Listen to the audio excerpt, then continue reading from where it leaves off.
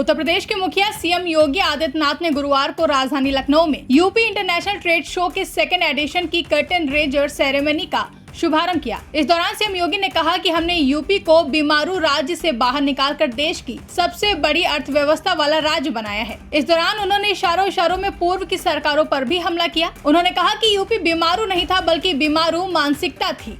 आप भी सुनिए। और उत्तर प्रदेश जैसी संभावना कहाँ है? उन संभावनाओं को आगे बढ़ाने की आवश्यकता है, उसको प्रोत्साहित किए जाने की आवश्यकता है।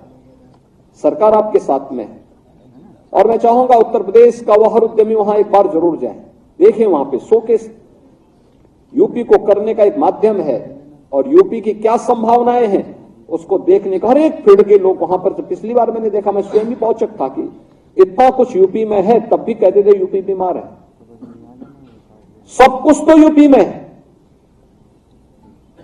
और तब भी कहते थे यूपी के बारे में। मैंने कहा दुनिया देखे तो यूपी में क्या नहीं है।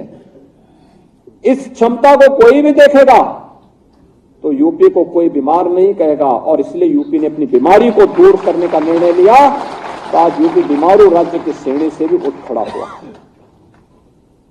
बीमारू मानसिकता थी, एक राजनीतिक मानसिकता थी बीमारू की, जो उत्तर प्रदेश को बीमारू बना रहा था। जैसे उस बीमारू मानसिकता से हमने उत्तर प्रदेश को उभारा, आज उत्तर प्रदेश देश के अग्रणी अर्थव्यवस्था के रूप में स्थापित हो गया। अब उत्तर प्रदेश पिछले नहीं नंबर 2 की अर्थव्यवस्था देश के अंदर है और जिस तेजी के साथ आगे बढ़ रहा है, अगले 5 वर्ष हमारे लिए बहुत महत्वपूर्ण होने जा रहे हैं, जिसमें हमें देश की अग्रणी अर्थव्यवस्था के रूप में उत्तर प्रदेश को स्थापित करना है और उसके लिए इंटरनेशनल ट्रेड शो ये मील का पत्थर साबित होगा। इसके लिए सीएफसी हमारे लिए महत्वपूर्ण होगा, यह उद्यमी योजना महत्वपूर्ण साबित होगी। इसके लिए अपने परंपरागत हस्तशिल्पी और कारीगरों को प्रोत्साहन, प्रदेश सरकार प्रदेश की विकास की गति को स्पीड अप करने के लिए, तेज करने के लिए बहुत महत्वपूर्ण होगी। और उसी दृष्टि से आज हम सब यहां पर एकत्र हुए हैं। मैं आज के इस अवसर पर विभाग को इस कर्टेन रेजर सेरेमनी के अवसर पर हृदय से धन्यवाद देता हूं। इंटरनेशनल ट्रेड शो के द्वितीय संस्करण के लिए अपनी अग्रिम शुभकामनाएं भी देता हूं और मुझे विश्वास है कि जैसे प्रथम संस्करण ने सफलता की नई ऊंचाइयों को प्राप्त किया था, अब उससे भी आगे हमें इस पर कार्य करना होगा। हमारे पास जो संभावना एमएसएमई सेक्टर की है, इस संभावना को और तेज बढ़ाने के लिए मैंने कहा इसकी ग्रेडिंग करने,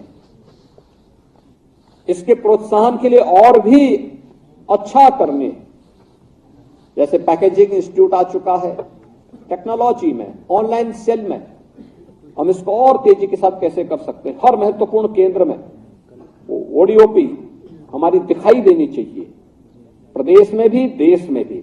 यूपी के डिस्प्ले हो, शोकेस हो, हर प्रोडक्ट को वहां पे हम कर सकें।